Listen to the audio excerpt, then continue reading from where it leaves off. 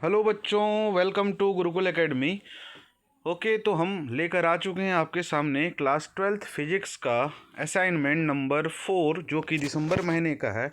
तो आप प्रश्न देख सकते हैं आपके प्रश्न पत्र से, या आप डाउनलोड कर लें CGBSE की साइट में जाके क्वेश्चन पेपर, आप उससे आप क्वेश्चन देख लें और आंसर आपके सामने है। तो पहला प्रश्न के अ का आंसर है। देखो यहाँ पे जो पहला प्रश्न है उसमें दो प्रश्न हैं, अ और ब। उसमें पहले प्रश्न का आंसर आपको दिखाई दे रहा है यहाँ पे। बच्चों, जो वीडियो है हाई क्वालिटी में है, तो आप अपने यूट्यूब का जो पिक्सल क्वालिटी आप उसको बढ़ाएं और उसको देखें। उसमें आंसर बी है, इसमें पूर्ण आंतरिक परावर्तन के बारे में पूछा गया है और क्रांतिक कोण एवं अपवर्तन कोण के मध्य जो संबंध है उसके बारे में पूछा गया। तो बच्चों, इसमें आपको ब आंसर भी दिख रहा है। बच्चों, बहुत मेहनत से नोट्स तैयार हुआ, अपने दोस्तों तक शेयर करें। ओके, क्रांतिक कोण और अपवर्तनांक में संबंध पूछा गया था। ठीक है बच्चों, इसके बाद जो आंसर नंबर 2 है आप देख सकते हैं, उसमें अपवर्तन क्या होता है, पहला प्रश्न एक ही प्रश्न है, इसमें अपवर्तन क्या होता है पूछा गया है। और उसमें किसी गोलीय पृष्ठ में जो अपवर्तन हो रहे हैं उस चीज़ को पूछा गया है कि चित्र द्वारा उसको आपको बताना है। तो आप डायग्राम भी देख सकते हैं। उसके बाद आपको एक रिलेशन स्थापित करना है, जिसमें आपको इक्वेशन दिया गया है कि वहाँ पे बच्चों ध्यान देंगे, वहाँ पे मैंने यहाँ पे अपवर्तनांक को μ1 μ2 लिया हुआ है, लेकिन आपके प्रश्न पत्र में n1 n2 दिया गया है। तो आपको बस μ1 की जगह n1 करना है और μ2 की जगह n2 करना है। ठीक है, तो आप उसको ध्यान दें, ध्यान से बनाएं इस क्वेश्चन को। मैं इसको आपके सामने लेकर आ रहा हूँ, आप डायग्राम भी सही से बनाएं। और ये इसका आंसर है। ठीक है बच्चों, तो इसमें लास्ट जो आपको निकालना है, जो सूत्र की स्थापना करना है, वो कुछ इस तरीके से है। देखो, μ2 upon v minus μ1 upon u is equal to μ2 minus μ1 upon r। मतलब आपको क्वेश्चन पेपर में दिया गया n2 upon v minus n1 upon u is equal to n2 minus n1 upon r। तो बच्चों, μ1 की जगह n1 कर दीजिए और n2 के जगह पे μ2 की जगह पे n2 कर दीजिए। ठीक है, उसके बाद जो आंसर नंबर 3 है उसका ए, आपको किसी प्रत्यावर्ती धारा के जो विद्युत जनरेटर है उसको डायग्राम से बताना था। ये डायग्राम मैंने यहाँ पे दिया हुआ है, आप देख सकते हैं।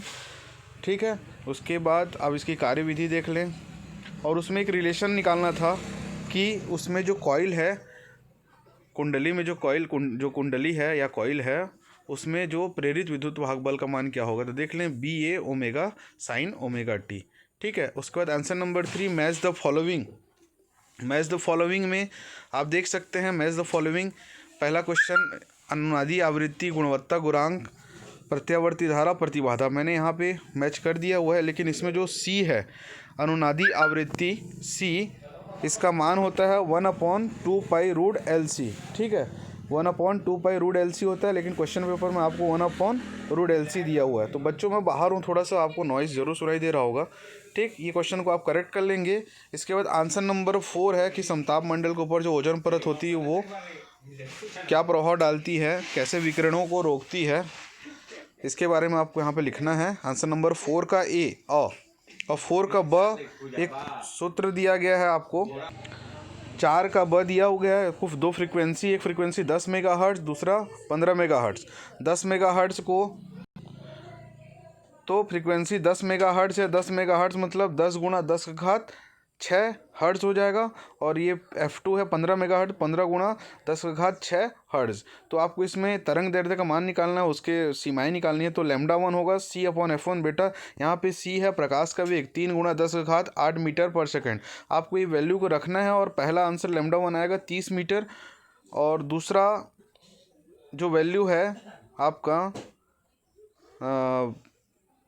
लेमडा टू है c/f2, उसमें वैल्यू आप रखते जाएंगे। c का मान रखें प्रकाश का वेग और f2 का मान रख दें। f2 क्या 15 × 10⁶ हर्ट्ज़, तो इसका आंसर आ जाएगा 20। तो जो संगत तरंग दैर्ध्य का मान होगा 30/20। ओके बच्चों, जो आंसर नंबर 4 का c है, इसमें एक्सरे के उपयोग को बताना था। तो चिकित्सीय उपयोग के अलावा भी एक्सरे के बहुत सारे उपयोग होते हैं, मैंने यहाँ पे दर्शाया हुआ है, आप उस उपयोग को देख सकते हैं।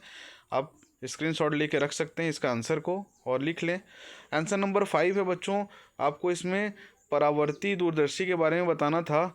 ठीक है, जो रिफ्लेक्टिव टेलीस्कोप होता है, रिफ्लेक्टिंग टेलीस्कोप होता है, उसके बारे में बताना। तो मैंने उसकी परिभाषा दी है, उसके बनावट बताए हुए हैं और सिद्धांत क्रियाविधि, और उसके बाद प्रतिबिंब की स्थिति बताई हुई है, आप देख सकते हैं।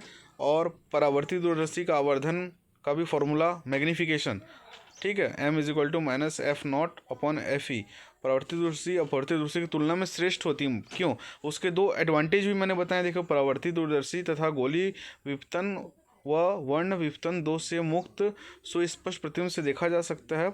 और दूसरा है, परावर्ती दूरदर्शी के बड़े द्वारक के अभिदृश्यक अवतल दर्पण को बनाने में अपवर्ती दूरदर्शी के बड़े कारक द्वारक उत्तल लेंस के बनाने की तुलना में अधिक सुविधाजनक होता है। उसके बाद आंसर नंबर 5 का बी है बेटा। देखो, आंसर नंबर 5 का बी है, इसमें लिखा हुआ है कि ट्रांसफार्मर में जो ऊर्जा हानि होती है उसको आपको समझाना है।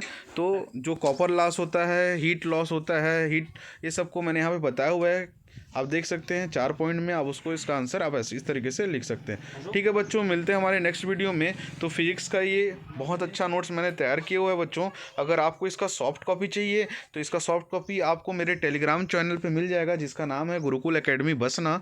मैं लिंक डिस्क्रिप्शन में प्रोवाइड कर दूंगा। ओके बच्चों, मिलते हैं हमारे नेक्स्ट वीडियो में। तब तक के लिए ऑल द बेस्ट।